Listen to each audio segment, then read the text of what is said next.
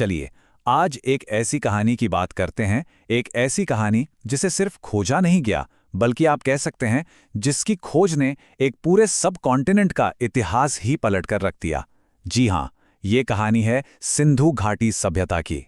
तो सोचिए जरा, 20वीं सदी की शुरुआत का समय है। एक कहानी थी जो हर तरफ सुनाई जाती थी। ये ब्रिटिश राज की कहानी थी, जिसका दावा था कि भाई उन्होंने भारत को सिविलाइज किया है। एक ऐसा देश जिसका अपना कोई महान पुराना गौरव नहीं था। लेकिन उन्हें क्या पता था कि ठीक उनके पैरों के नीचे एक पूरी की पूरी हकीकत दबी हुई थी। एक ऐसी सच्चाई जो उनके इस पूरे नैरेटिव को, उनके इस गुरूर को हमेशा हमेशा के लिए बदलने वाली थी। तो सवाल ये है कि आखिर ये भूली बिसरी दुनिया ये सामने आई कैसे? इसकी कहानी शुरू होती है 19वीं सदी में, जब कुछ दिलचस्प लेकिन उस वक्त गलत समझे गए सुराग मिलने शुरू हुए। ये राज ना धीरे धीरे खुला। सबसे पहले 1829 में चार्ल्स मैसन नाम के एक शख्स ने हड़प्पा के खंडर देखे, पर उन्हें लगा ये कोई पुराना किला होगा। बात आई गई हो गई। फिर दशकों बाद 1856 में अलेक्जेंडर कनिंघम को कुछ अजीब सी पत्थर की मोहरें मिली, जिन पर ऐसी लिपि थी जो किसी को समझ नहीं आई। ये भारतीय इतिहास से कहीं मेल ही नहीं खा रही थी। लेकिन असली ब्रेक थ्रू मिला 1921 में। दयाराम साहनी ने हड़प्पा में खुदाई शुरू की और अगले ही साल 1922 में राखलदास बैनर्जी ने मोहनजोदाड़ो खोज निकाला। सोचिए, दो बड़े शहर मिल चुके थे। और फिर 1924 में सर जॉन मार्शल ने दुनिया के सामने वो बड़ा ऐलान किया, भारत की अपनी एक प्राचीन सभ्यता थी जो मिस्र और मेसोपोटामिया की टक्कर की थी। और ये खोज ये कितनी बड़ी थी इसका अंदाजा लगाइए। हाल की रिसर्च तो ये भी कहती है कि ये सभ्यता शायद 5000 नहीं बल्कि 8000 साल पुरानी हो सकती है। 8000 साल। इस एक खोज ने उस पूरी कॉलोनियल कहानी को, कि भारत का कोई महान अतीत नहीं था, उसे आप कह सकते हैं पूरी तरह से ध्वस्त कर दिया। इसने ये साबित कर दिया कि जब दुनिया के कई हिस्सों में लोग अभी कबीलों में जी रहे थे, तब यहां इस जमीन पर सुनियोजित शहर बसाए जा रहे थे। तो चलिए अब जरा टाइम ट्रैवल करते हैं और इन अविश्वसनीय शहरों में से एक में कदम रखते हैं। देखते हैं कि यह समाज आखिर कितना एडवांस्ड था। तो कल्पना कीजिए, हम लोग 4500 साल पीछे पहुंच गए हैं। हम मोहनजोदाड़ो की गलियों में खड़े हैं। चारों तरफ देखिए, यहाँ कोई अफरा तफरी नहीं है, कोई केओस नहीं, बल्कि एक गहरी व्यवस्था है। एक ऐसा शहर जो आज के मॉडर्न शहरों की तरह एकदम परफेक्ट ग्रिड पैटर्न पर बसाया गया था। इनकी जो सिटी प्लानिंग थी ना, वो कमाल की थी। शहर को एकदम साफ साफ दो हिस्सों में बांटा गया था। एक था ऊंचा हिस्सा जिसे सिटाडेल कहते हैं, शायद यहां सारी जरूरी सरकारी इमारतें रही होंगी। और फिर था निचला शहर जहां आम लोग रहते थे, और इन सबके चारों ओर थीं पक्की ईंटों की बड़ी बड़ी दीवारें। ये दीवारें सिर्फ हमलावरों से नहीं बल्कि उस इलाके की भयंकर बाढ़ से भी शहर को बचाती थी। और जानते हैं इनकी ऑर्गेनाइजेशन का सबसे बड़ा सबूत क्या है? उनकी ईंटें। जी हां, ईंटें। हड़प्पा से लेकर मोहनजोदाड़ो तक सैकड़ों किलोमीटर दूर बसे शहरों में हर एक ईंट का रेशियो, उनका अनुपात बिल्कुल एक जैसा था, 4:2:1। और ये कोई कच्ची ईंटें नहीं थी, इन्हें बाकायदा भट्टी में पकाया गया था। तभी तो हजारों साल बाद भी ये इतनी मजबूत हैं।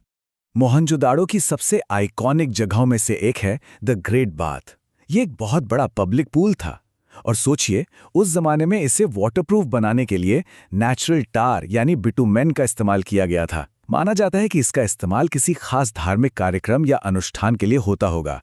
ये उनके पब्लिक वर्क्स और उनकी स्पिरिचुअल लाइफ दोनों का एक बेहतरीन नमूना है। लेकिन जो चीज़ इन्हें सच में हजारों साल आगे ले जाती है, वो है इनका सैनिटेशन और ड्रेनेज सिस्टम। हर घर में अपना बाथरूम और टॉयलेट, ढकी हुई नालियां जो घरों को सड़क के मेन सिवर से जोड़ती थी। इतना ही नहीं, सड़कों पर कूड़ा फेंकने के लिए मिट्टी के डस्टबिन भी रखे गए थे। सोचकर देखिए, उस युग में सिविक हाइजीन का ऐसा लेवल ये किसी अजूबे से कम नहीं था। अब आते हैं एक बहुत ही दिलचस्प पहेली पर। इतना ऑर्गेनाइज समाज, इतना सब कुछ एकदम व्यवस्थित, लेकिन यहाँ किसी एक राजा, किसी सम्राट या किसी बड़ी सेना का कोई पक्का सबूत ही नहीं मिलता। तो सवाल वही है कि आखिर शासन कौन कर रहा था? सत्ता किसके हाथ में थी? और जब हम इसकी तुलना इजिप्ट या मेसोपोटामिया से करते हैं तो ये फर्क और भी साफ हो जाता है। देखिए, वहां राजाओं के लिए बड़े बड़े पिरामिड्स और मकबरे हैं, यहां ऐसा कुछ नहीं मिला। वहां शासकों की विशाल मूर्तियां हैं, यहाँ ऐसा भी कुछ नहीं। वहाँ बड़ी बड़ी सेनाओं के सबूत हैं, जबकि यहाँ हथियार ना के बराबर मिले हैं। तो ऐसा लगता है कि यह समाज शायद शांतिप्रिय था, जो राजशाही और जंग से ज्यादा आम नागरिक जीवन और व्यापार को इंपॉर्टेंस देता था। और व्यापार में तो वो माहिर थे, इतने माहिर कि हजारों किलोमीटर दूर मेसोपोटामिया के पुराने लेखों में एक अमीर देश मेलुहा का जिक्र मिलता है। बताया गया है कि मेलुहा से कीमती पत्थर, हाथी दांत और लकड़ी का व्यापार होता था। और आज ज्यादातर इतिहासकार यही मानते हैं कि ये मेलुहा कोई और नहीं बल्कि सिंधु घाटी सभ्यता ही थी। उनकी रोजमर्रा की जिंदगी भी काफी रिच और वाइब्रेंट थी। लोथल में उन्होंने दुनिया का पहला टाइडल डॉकयार्ड बनाया था। माने समुद्री व्यापार पर उनकी कितनी जबरदस्त पकड़ थी। वो बीड्स बनाने में, पॉटरी में और मेटल के काम में मास्टर थे। इसका सबसे मशहूर एग्जाम्पल तो वही है ना, कांसे की डांसिंग गर्ल वाली मूर्ति। वो लोग पासे जैसे खेल खेलते थे, बच्चों के लिए कमाल के खिलौने बनाते थे। और धर्म की बात करें तो वो प्रकृति की पूजा करते थे, खासकर पीपल के पेड़ की। और एक मात्र देवी की भी पूजा होती थी, जिससे लगता है कि समाज में महिलाओं का दर्जा काफी ऊंचा रहा होगा। लेकिन इतनी महान सभ्यता के साथ दो सबसे बड़े रहस्य भी जुड़े हैं, ऐसे रहस्य जो आज भी रिसर्चर्स के लिए एक बड़ी चुनौती हैं।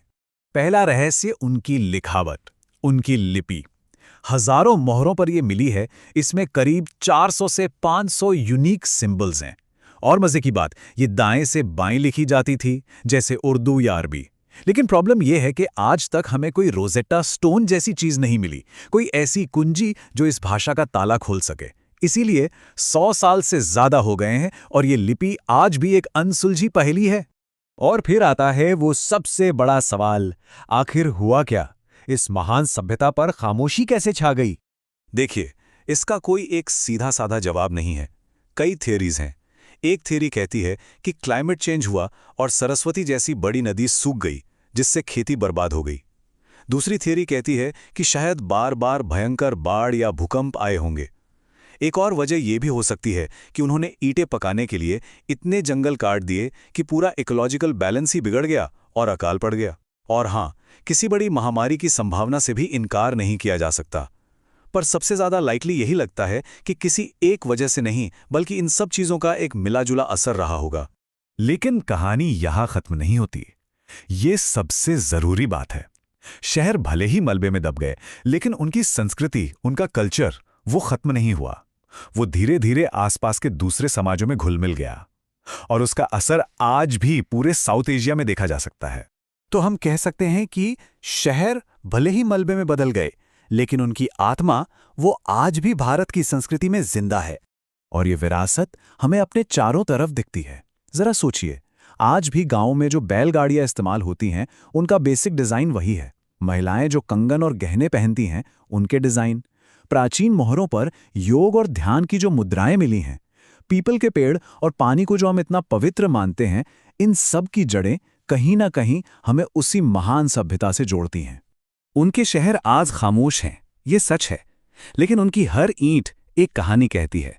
दुनिया की पहली महान शहरी सभ्यताओं में से एक की कहानी। कौन जानता है, शायद एक दिन उनकी वो अनपढ़ी लिपि भी पढ़ी जा सके और वो अपने राज खोल दें। लेकिन जब तक ऐसा नहीं होता, उनकी विरासत हमारे चारों ओर जिंदा है। ये हमें हमारे शानदार अतीत की याद दिलाती है और ये सोचने पर मजबूर करती है कि जमीन के नीचे न जाने अभी और कितने रहस्य उजागर होने का इंतजार कर रहे हैं।